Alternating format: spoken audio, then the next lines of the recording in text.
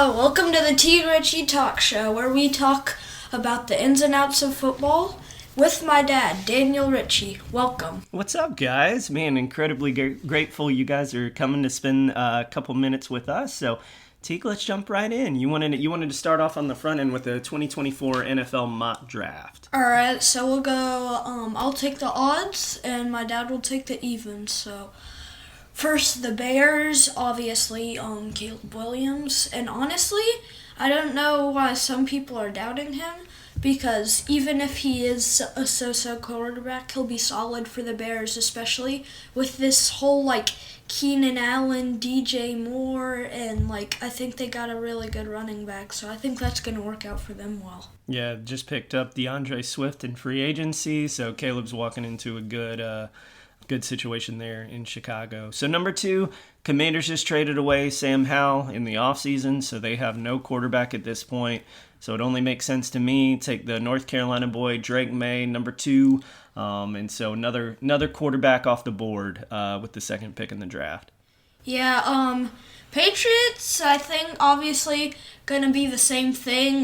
They're going to have to take Jaden Daniels. They're sadly crumbling and falling to their knees with Mac Jones. I mean, gosh, I feel bad for him. Mac Jones was not in a great situation. No, I totally feel you on that. All right, 4th pick, Cardinals. I think they get to take the best player on the board. I think they get to take Marvin Harrison Jr. They have no wide receivers right now worth anything, and so give somebody for Kyler to throw the ball to. I think that'll be that'll set them up to start to build things forward. The only thing I'm concerned about is Kyler's going to be too busy playing COD, and he's just going to be playing COD while Marvin's out there wait, we don't even have Josh Dobbs? What? It's yep. It's gonna be interesting to see how Kyler can do and hopefully just focus on football. All right, 5 Chargers.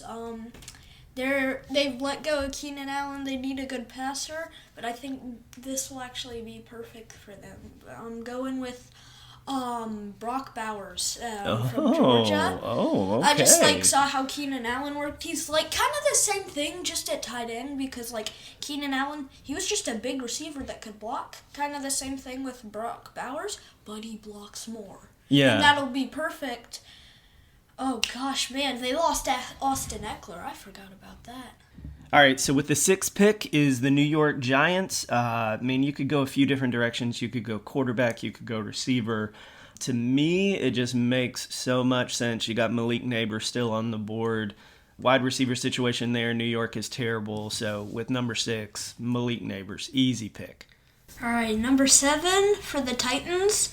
They're falling apart on the receiver core. I think I'm going to go your same way.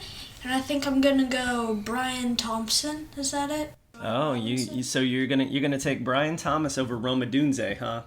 Yeah, I think he'll be better, honestly, than Rome Odunze. I feel like he has he's a great route runner. He just has a lot of flaws in his speed, honestly. Oh, okay. He's not the fastest, but. All right, so there's the pick at number 7. Number 8, Falcons. Falcons are loaded. Absolutely loaded on offense right now. So it only makes sense. They've got to look on the defensive side of the ball. And so for me, it's either going to be one of the 2 best pass rushers, either Liatu Latu or Dallas Turner. We're Bama fans in this house, so Dallas Turner. Dallas Turner goes to the Falcons at 8. All right, Bears again. They got Aleem. I think his name is Akeem Hicks. He's getting older. He's falling apart. They need a new solid pass rusher. So I think I'm gonna go with Jared Verse for the Bears. Oh, okay. All right, I love that pick. Strengthen up their defense. Offense got rebuilt in the offseason. All right, so that leaves the 10th pick, Jets. Aaron Rodgers blew his leg out 4 plays into the season last year. That offensive line has been a mess. So I think you take the Notre Dame tackle, Joe Alt. I think that's a guy you plug in, and he'll make multiple Pro Bowls. He'll man that left tackle position for the Jets for quite a few years moving forward. So that one's the easy pick. Yeah, I think I agree with you. All right, Next, we're moving on to the top five wide receivers in the draft because obviously we know how this quarterback situation is going to go. So let's go with the receivers. All right. So what should we do? I'll tell you my top five. rank your top 5, number 1 to number 5, and then I'll come around and give you my top 5. All right. So obviously for number 1, I've got Marvin Harrison. He's Justin Jefferson, but faster. And then, like I said, I have a lot of hope in Brian Thompson. So Brian Thompson at number. Brian Thomas, I'm sorry. They're so similar. I know, right? After Brian Thomas, I'm all about speed. I saw what Tyreek Hill did. And if you saw at the Combine how, man, I'm blinking out right now. Xavier Worthy. Xavier Worthy, how he did. He's just going to be, I think he's going to be a perfect wide receiver for anyone who picks him up. So number 3, Xavier Worthy. And then number 4, Malik Neighbors. Number 5, Roma Dunze. Nice. Yeah, I'm gonna have a pretty similar list to you. Number 1, Marvin Harrison Jr. I think he has Hall of Fame sort of potential. So that one's an easy number 1. Malik Neighbors, number 2, ran a 4.35 at his pro day. Shows just game-breaking speed. He's the sort of number 1 wide receiver you want on your team. Number 3, Roma Dunze. This is just a dude, king of the jump ball and contested catches. Really showed that, especially against Texas in the college football playoff. Number 4, I am going to go with.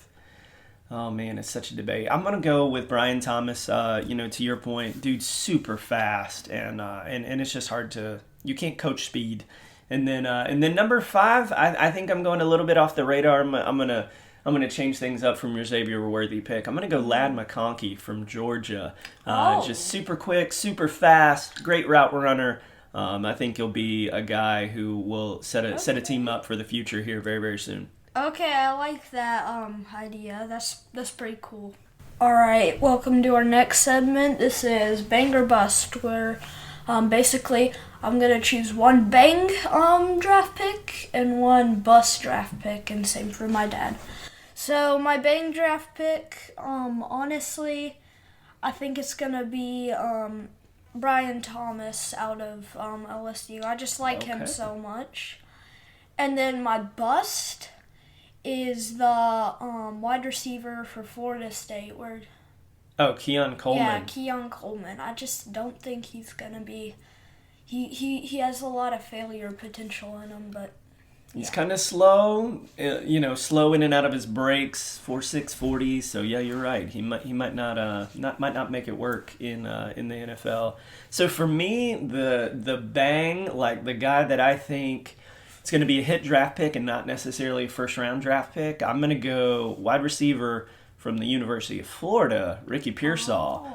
So if you guys didn't see, he probably had the catch of the year against Charlotte, going across the middle, one-handed, over his head, gets smacked by the safety. Great hands, great route runner, fast kid. I think he's going to make a team very, very happy here soon. And then for me, the bust, and I think this might surprise a lot of people, but I think the guy who is not going to play well and his game is not going to translate to the NFL is Olo Fashanu, the left tackle from Penn State. Great pass blocker, doesn't show a lot of strength. The NFL is a grown man's game, and so I think you're going to have to be a grown man to cut it in the NFL. So maybe he'll shock me, but I just don't think he's got the strength to play in the league. Okay. All right, welcome to our 4th segment featuring my sister Elliot Ritchie, and she's starting a soccer career this year. So welcome to the Other Football. All right, so we have 2 main questions, and the first one is, what if Messi went into the NFL? What do you think would happen? What position would he play? I think he would play, I think he would be a punter because he can kick very well and he has a good foot. But I don't think he would be good at scoring any touchdowns or anything because he's mostly good at kicking the ball instead of like carrying it or catching it. That's what I think. And I just think he would be better at a punter than any other position. I mean, that makes sense to me. Hey, you never know. Those soccer players, they got a lot of stamina. They're pretty fast, but all right, I like where you're going.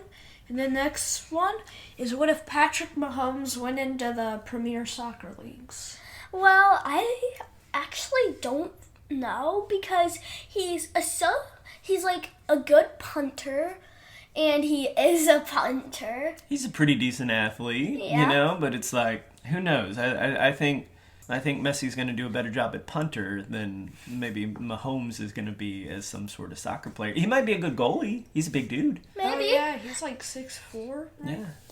But I kind of think Patrick Mahomes might be like a good, I don't know, outfielder, maybe. Oh, you think he would be like a good striker? Like one of the people in the front or one of the people in the back? Like a defenseman? Yeah, defenseman. Oh, okay. And I think he would be able to score a decent amount of goals, but I don't know. I think he'd just be a good outfielder because he doesn't have too good of, like, it'll take a long time for him to, like, get used to soccer.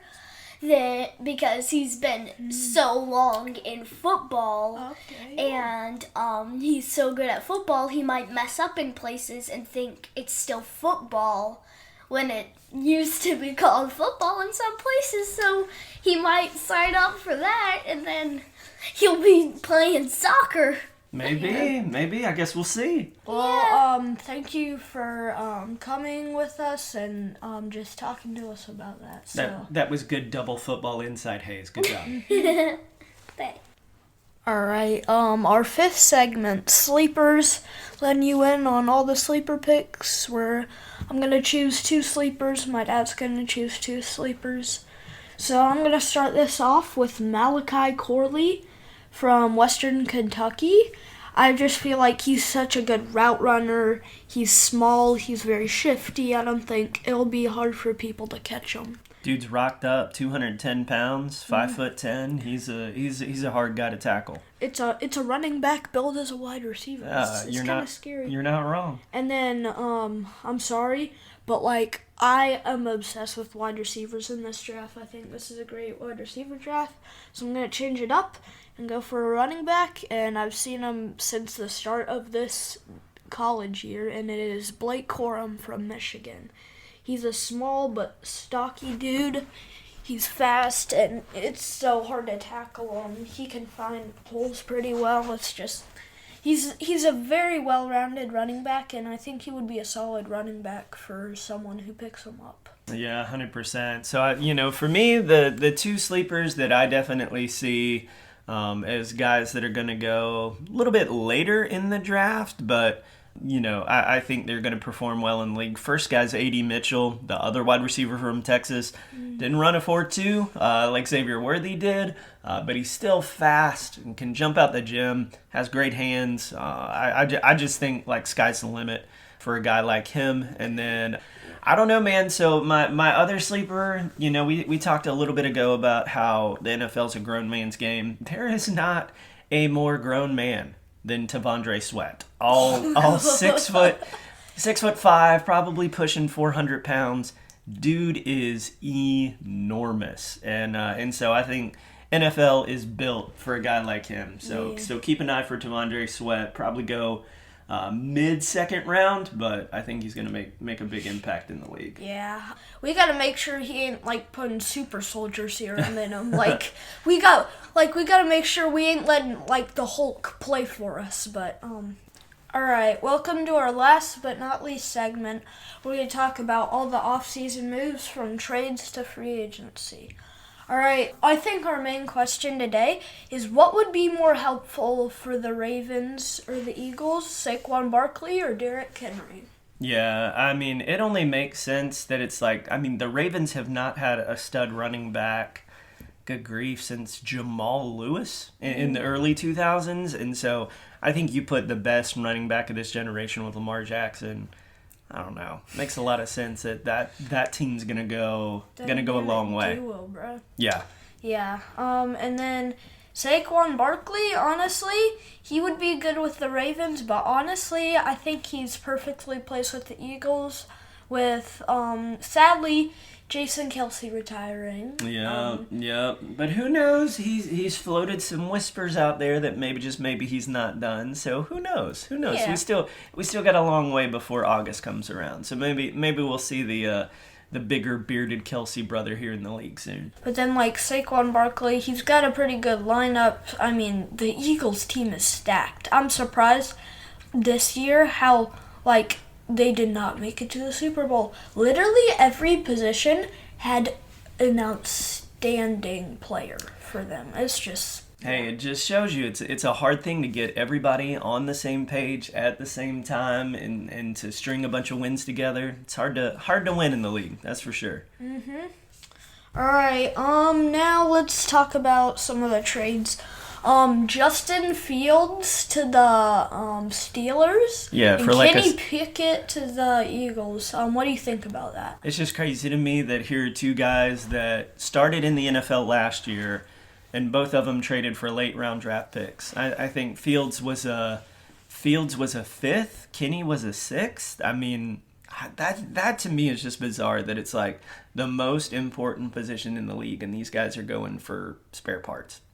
Honestly, I think Justin Fields is gonna go great with them because he might just get more rushing yards than Najee Harris this year. I mean, gosh. You might not be wrong. And then him with George Pickens. I mean, Justin Fields doesn't have a arm like a giant rocket launcher, but he can launch it downfield to George Pickens. That would be nice.